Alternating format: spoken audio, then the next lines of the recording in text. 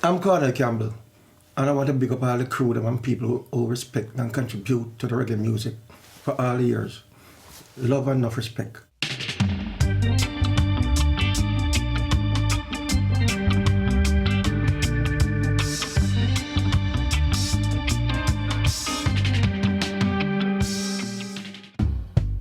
Giving and sharing, that is all I ever do.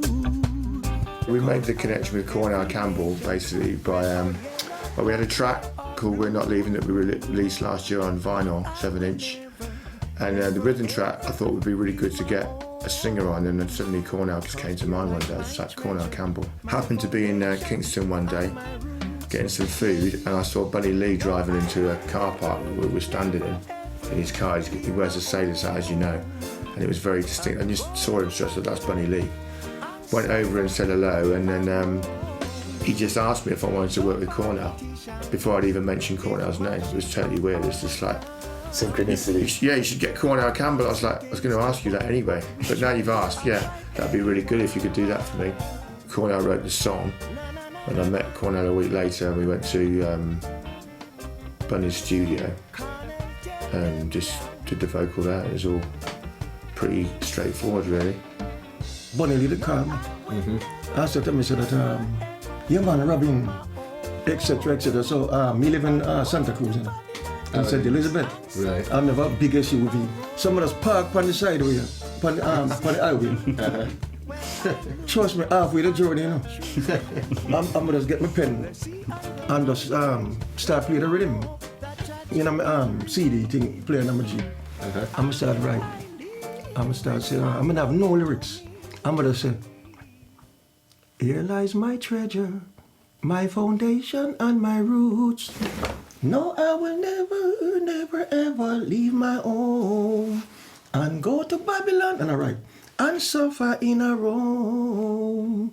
When I reach out the studio now, Robin, I don't think he will understand me. So what him say, like tape rolling, I just go in it. Just go in it, one cut. I said to Cornell we should do some gigs. I just got a really good vibe off of him in the studio and just thought this could work really well.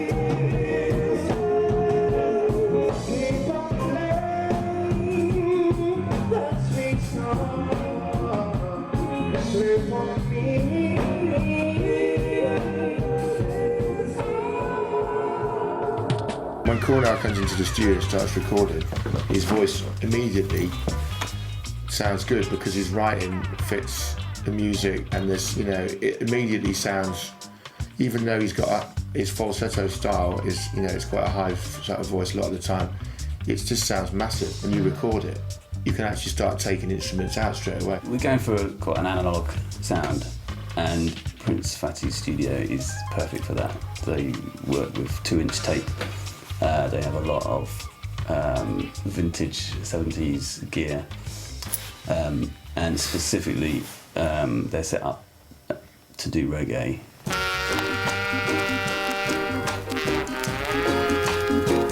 I was a Christian, sing at the church. Joy our souls for God. Like when I sing, people just go baptized and think of themselves, wow, but an angel singing, you know, and they just get converted. That was back in the days as a little boy. The moment when Captain saw me and the way my voice sound, him just have interest in me. Okay. Him just like me, him protect me. Okay. And him said, look Willie, I can't get no money now. You have to go to the flip side. Because me never have no idea about recording business. You know? Right. Me think when I sing a song, you just get money. Right. So me never have no song to sing. So me go home and me a fasting. So me want to get the money. Me go write a song name. Old King Cole was a merry old soul, and a merry old soul was he. Nursery rhyme, you know. He right. You know, I mean, peer nursery rhyme I put together, easy thing. I'm just go buy it and then he give me money. He give me £7. as a little boy.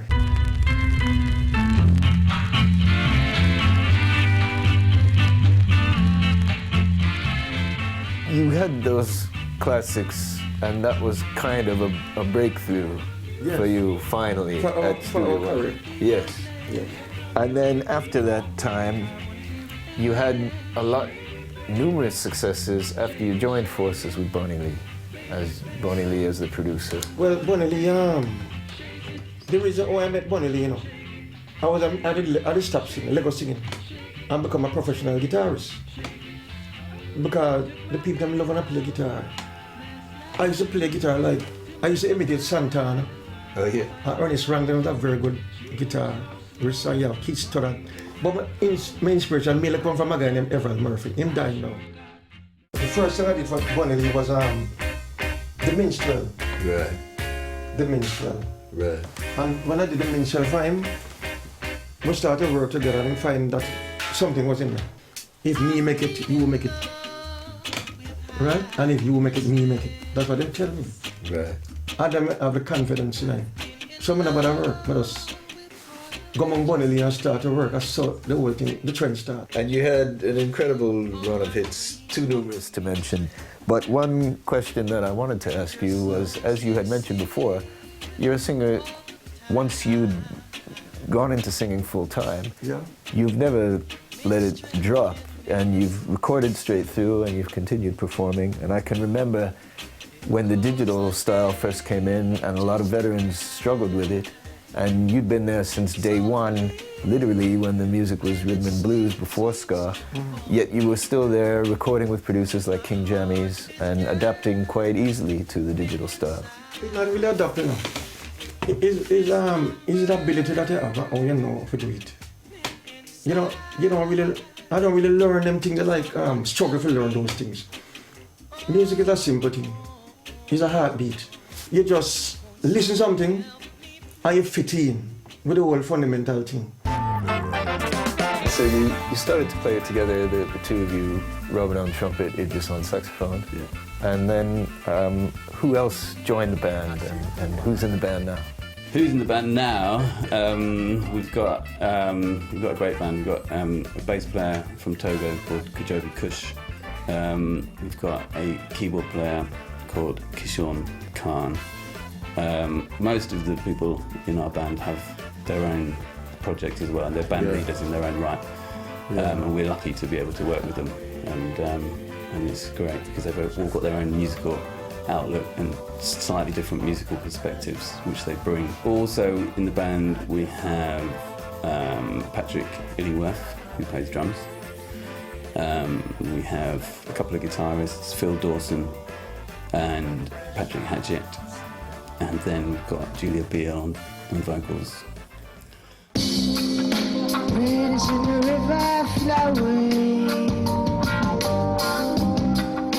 played if the truth is told. Did I see a rainbow falling down? How did it all unfold? Well, back in the day, It's all linked in. We're all kind of like, it's a bit of a community of musicians, and we're all kind of using each other's talents to try and make the whole thing go in the right direction for each other, really, We're both coming from a jazz perspective, really, but what we wanted to do was have a jazz element to our music, but have it quite groove-based. So that's really been our direction from the start. The first album that we did was called Lost City, and that has elements of Afrobeat. It's got Afrobeat tunes, we've got reggae tunes on there, and we've got quite strong instrumental jazz influence as well. It's mainly instrumental album. The second album was a little bit more Afrobeat, Tangled Roots. But I think all our albums have a dub influence in the production, and they have an Afrobeat element in the groove, and they have a jazz influence as well. We have the album after Tangled Roots.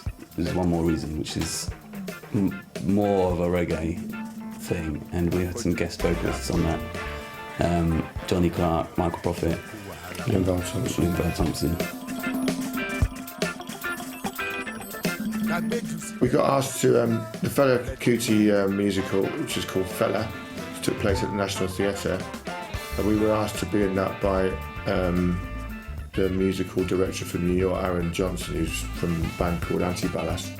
And he came, found us in Brixton one day. We were doing our little regular spot down in Brixton. We do every twice a month. And people had told him about Soothsayers and about us. He was looking for horn players for the show in London. So he just came down to check us out, and he's just, just got us involved in the show now. So it's brilliant, really. Great show, really enjoyed it.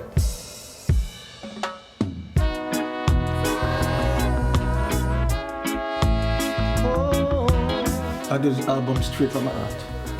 I write through the inspiration of Jay Walker. I'm a religious person. And when I write a song, I just look out there in space and look at the time. Sometimes the time look hard, and sometimes it look nice, sun shining. I just write. I just come straight from my heart. Just write the message straight to the people and tell them whatever it is.